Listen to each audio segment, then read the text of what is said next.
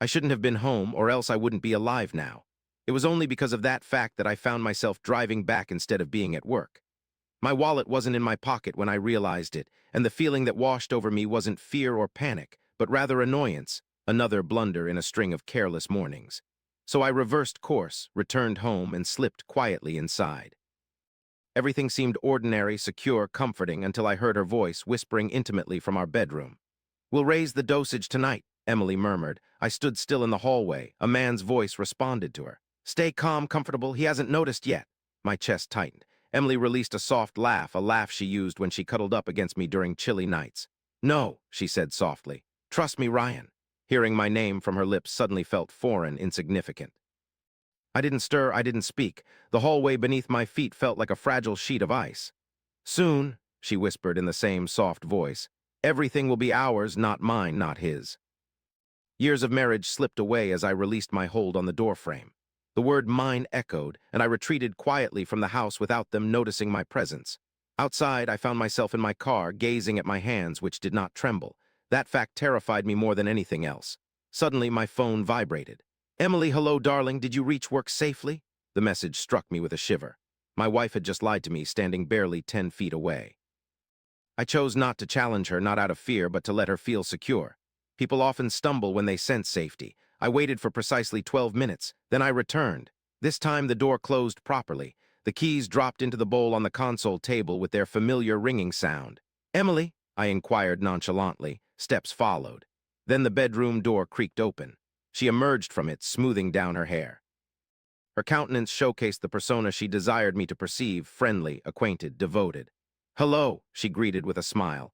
"Did you leave something behind?" Her gaze swiftly darted towards my hands, assessing, scrutinizing. "My wallet," I mentioned, lifting it slightly. She chuckled softly. "If you ever lost your own head, I'd be the one to remind you." She moved nearer and planted a kiss on my cheek. Her lips were warm, practiced, flawless. "I thought you had Pilates," I stated. "It finished early," she responded smoothly, without a moment's pause or hesitation. She strolled past me into the kitchen, exuding ease, and so did I. She retrieved 2 mugs from the cabinet, her actions calm, familiar. Then she inquired casually, not even glancing at me, "How are you doing today?" Her question didn't resonate with worry, but rather as data accumulation. That night, I feigned slumber before her. Lying next to me, Emily scrolled on her phone, the screen glow illuminating her gaze. She occasionally looked at me, watching, waiting. I regulated my breaths, making them slow and heavy, predictable. After 10 minutes, she softly touched my shoulder. Probing, I remained still. Another minute elapsed before she silently exited the bed. The bedroom door creaked open slowly, then closed quietly. I waited 5 seconds, then left my room. The hallway was dimly lit, but her voice echoed from the kitchen in a low murmur. "Yes," she said, "he's asleep." My abdomen tightened. "No," she continued softly, "he hasn't noticed anything." Then she added even softer, "I increased it last week as you instructed." "Increased it?" My hand pressed against the wall for support. The man's voice responded through her phone, indistinct to my ears. I couldn't make out his words. I couldn't hear him clearly, but I heard her respond in a whisper. "I understand," she said. "Everything becomes mine eventually, not just shared. Transferred, not loaned. Ownership, finality." Stepping backward cautiously before exposure gave me away, quietly into the bedroom, the same bed we once shared. Minutes later, she returned, lying down beside me again. Her hand gently rested on my chest, feeling my heartbeat, tracking it, waiting.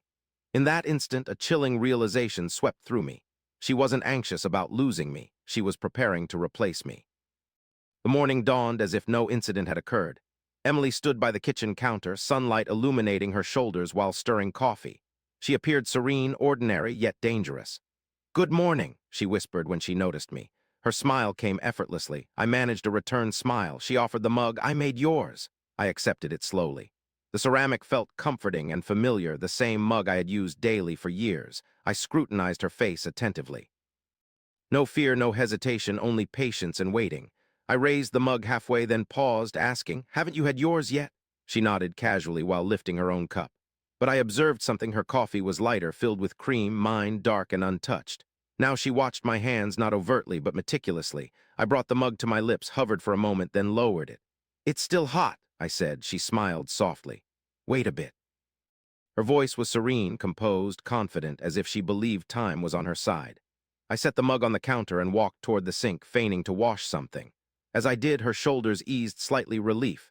In that instant, I comprehended the truth fully. She wasn't in a rush, because in her mind, my time was already predetermined to run out. After that day, I stopped consuming anything she offered me. Not abruptly, that would have aroused suspicion. Instead, I did it gradually, tactically.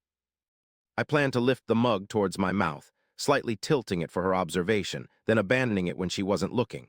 Instead, I emptied its contents down the sink and into the plant on our back porch, anywhere but within me. Emily didn't inquire about it because she was convinced she didn't have to. 3 days afterwards, during lunchtime, I visited a secluded clinic off-town.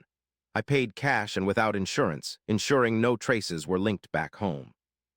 The nurse drew my blood and asked standard questions, to which I provided standard replies. 2 hours later, she returned with a document in her hand, but her countenance had altered. "Mr. Calloway," she cautiously stated, "are you currently taking any tranquilizers?" "No." She hesitated, then re-examined the report.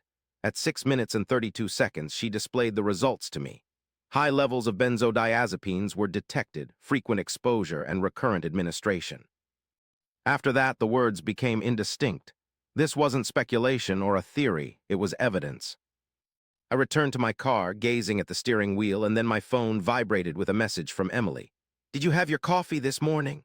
It wasn't an inquiry about my well-being or a declaration of affection, merely a question about my coffee.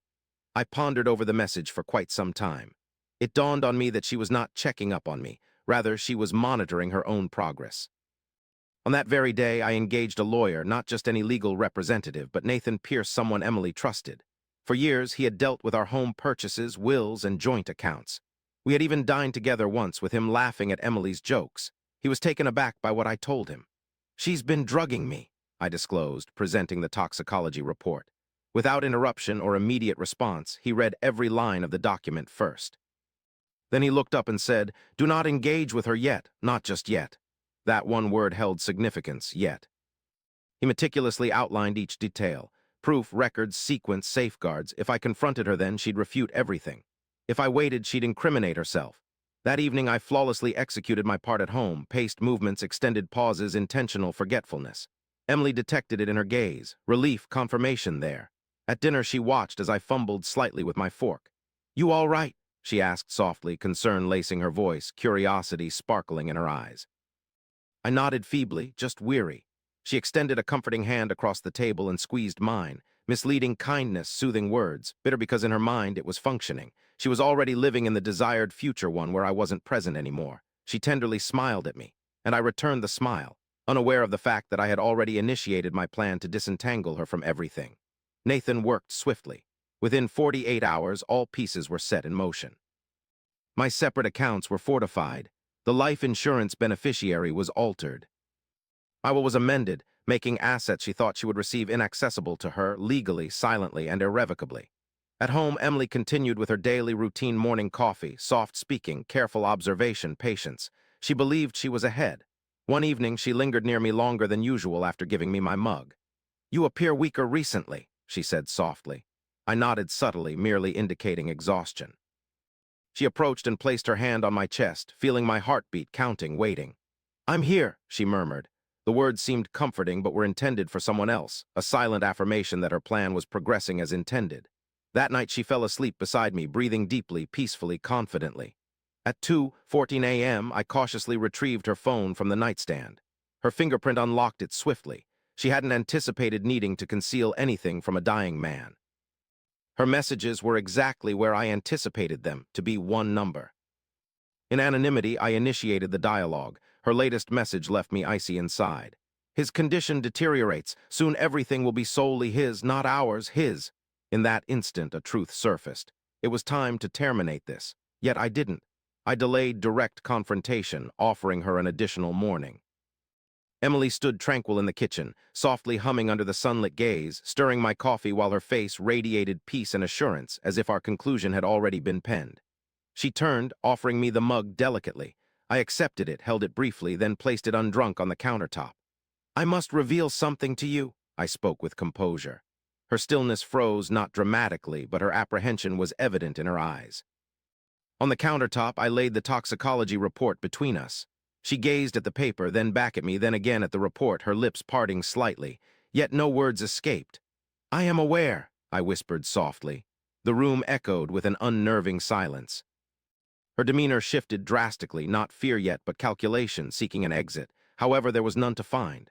"I've already consulted with a lawyer," I said, emphasizing that everything was on record. Yet she remained quiet. We both gazed at the same report spread between us. It struck her then, something she had never foreseen. She hadn't been witnessing my demise. Instead, I had been observing her unveiling herself. I grabbed my keys and approached the door, but she made no move to follow or respond. Because for the first time since I had known her, she was no longer in command.